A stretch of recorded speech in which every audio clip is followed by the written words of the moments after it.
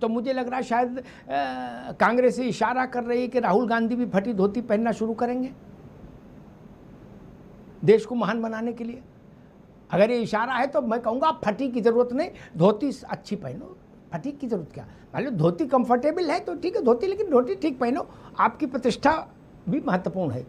अब फटी का टाइम में भारत उतना संपन्न है कि धोती तो अच्छी पहना ही सकता है नेता विपक्ष को।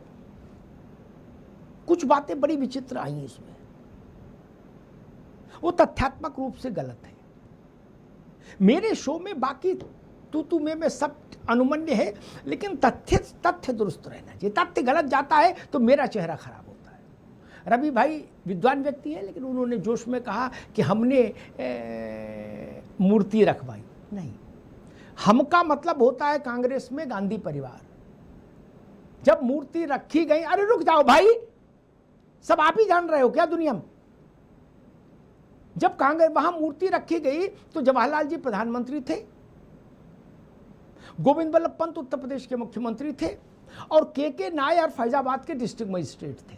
क्या इतना बाकी को गूगल में ढूंढना पड़ेगा, मुझे याद है पूरा। ठीक, जब मूर्ति वहां प्रकट हो गई, रात भर कीर्तन चला,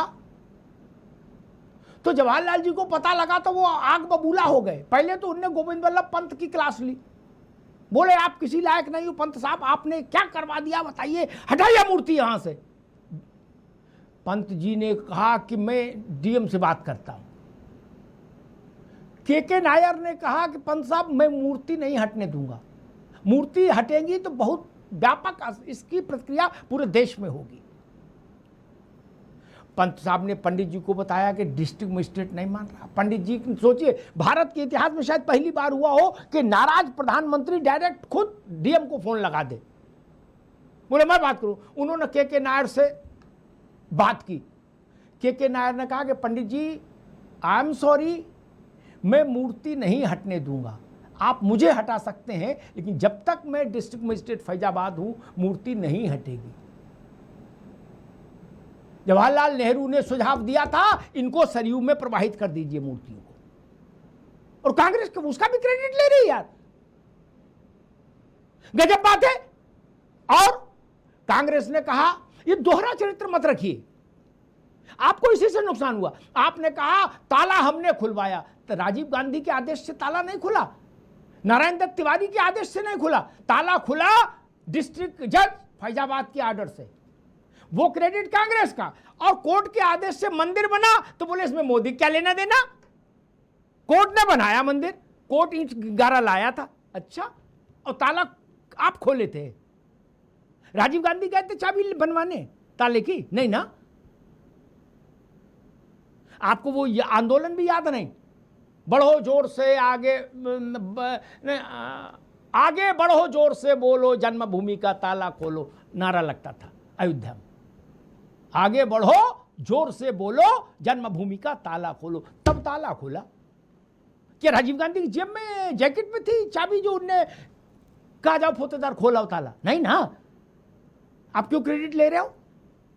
और अगर आप ताला खोलने का क्रेडिट लोगे तो अनंत अमित को फिर मंदिर बनाने का 100% क्रेडिट देना पड़ेगा, नहीं तो ये नाराज हो जाएंगे। तराजू तो बराबर रहेगा ना। अशोक जी ने कहा कि, और रवि भाई ने भी कहा कि हम तो बहुत ही ज्यादा धार्मिक हैं और रामायण हमारे रोम रोम में बसे हैं रोम रोम में राम। ऐसे नाते अपने उनके, निंदिया अपनी सपने उनके, मनवा खास गुलाम बसे हैं रोम रोम में राम। बता दिया, ठीक बात है। मैं आप लोगों की भक्ति पर शक नहीं कर सकता, वो पात्रता मुझ में नहीं। लेकिन अशोक भाई एक बात कहूं, जैसे टीले वाली मस्जिद पे जाके आप अपने दिल के अरमान भौतिक रूप से दिखाते हैं, ईदगाह में जाके दिखाते हैं, इफ्तार पार्टी करके दिखाते हैं, टोपी धारण करके दिखाते हैं, आपसे मतलब कांग्रेस और आप दोनों, क्या वैसे आप लोगों की कभी इच्छा नहीं होती कि इधर भी ये कर दें, भौतिक रूप से दिखा दें? नहीं, ये दिल में धारण कर रहे हो,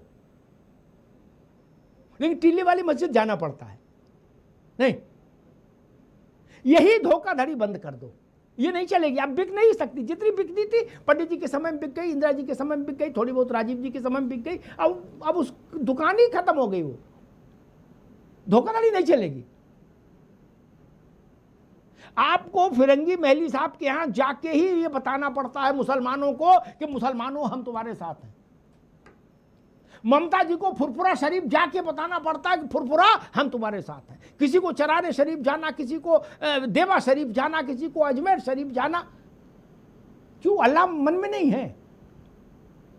अल्लाह भी तो मन में होगा ना आप लोगों के। आपने कभी नहीं कहा कि अजमेर शरीफ जा क्या करेंगे यार, अल्लाह मेरे मन में नहीं ना। बोले इफ्तार क्यों करेंगे, अल्लाह मेरे मन में नहीं कहा। वहां चाहिए टीले वाली मस्जिद भी जाना है, राम मंदिर। बोले राम क्या भाजपा का है जो हम जाएं? हमारे दिल में खुद राम है। अच्छा, फिर टीले वाली मस्जिद क्यों जाते हैं? कोई तो कारण होगा। राम मन में है और अल्लाह सड़क पर है। कभी आपने नहीं कहा कि अल्लाह को मस्जिद में क्यों ढूंढने जाए? हम मान लेते हैं कि आप निराकार वाले हो, कस्तूरी कुंडल बसे मृग ढूंढे बनमाई, मान लिया कि आप उस दर्शन सिद्ध अवस्था में पहुंच गए। तो केवल हिंदुत्व के साथ क्यों, मुसलमान इस्लाम के साथ वो दर्शन क्यों नहीं लागू होता कांग्रेस का?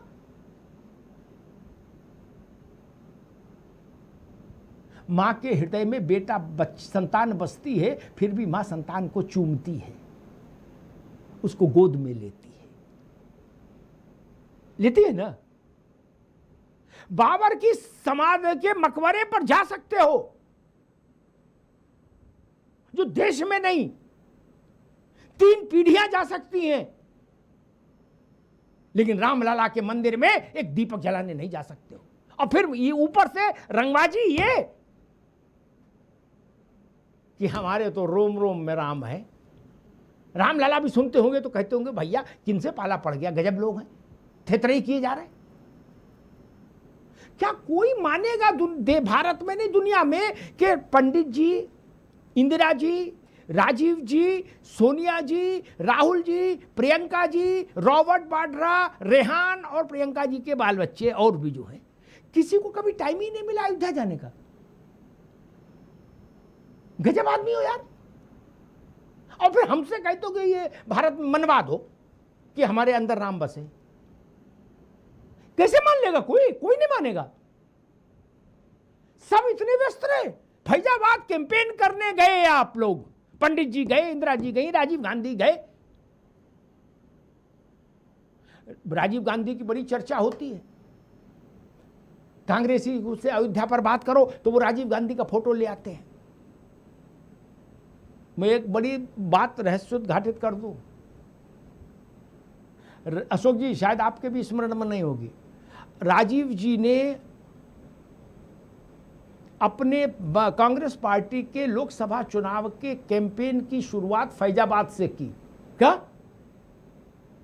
कैंपेन की शुरुआत फैजाबाद से की, लेकिन वो रामलला के दर्शन करने नहीं गए। बोलो सियावर रामचंद्र की जय।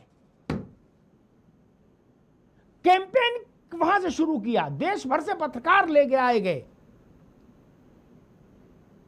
रेल में बैठाल के। मुझे दृश्य याद है वो राजीव जी का। लेकिन बगल में रामलला थे, वहां नहीं गए कि ₹1.25 का प्रसाद चढ़ा दे और 2 गेंदा के फूल। ये काम राजीव गांधी ने नहीं किया। फिर फैजाबाद से क्यों आए थे कैंपेन शुरू करने? राम से परहेज भी है आपको और राम का लाभ भी लेना चाहते हैं। आप फैजाबाद किस लिए आए थे? इसीलिए ना कि रामत्व का लाभ मिले, लेकिन बगल में रामलला थे, आप प्रणाम करने नहीं गए। ये सब गलतियां। अब मैं लास्ट नोट पे एक बात कहूंगा भारत के सब दलों के लिए। बंगाल अप्रत्याशित रूप से भारत की राजनीति में एक धूमकेतु की तरह से उभर कर आया है। वहां के जनादेश की समीक्षा करिए, नहीं करेंगे तो दिवालिया हो जाएंगे वोट से। मैं फिर दोहरा दूं, फलता का जो वोटिंग का वो जो आया है डिटेल एनालिसिस, उसमें कांग्रेस, तृणमूल और लेफ्ट पार्टी के तीनों के उम्मीदवारों को जितने वोट मिले हैं उतने ही मुस्लिम वोट पड़े। इसका मतलब जो नॉन मुस्लिम वोट है वो कहां गया ये बताने की जरूरत नहीं ना अशोक जी। इसका मतलब हिंदुओं ने आप पर भरोसा नहीं किया ना फलता में,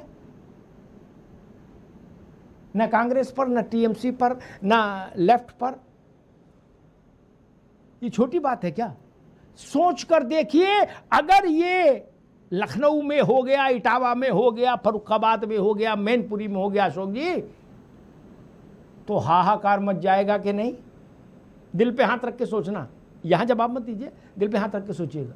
अगर ये उत्तर प्रदेश में हो गया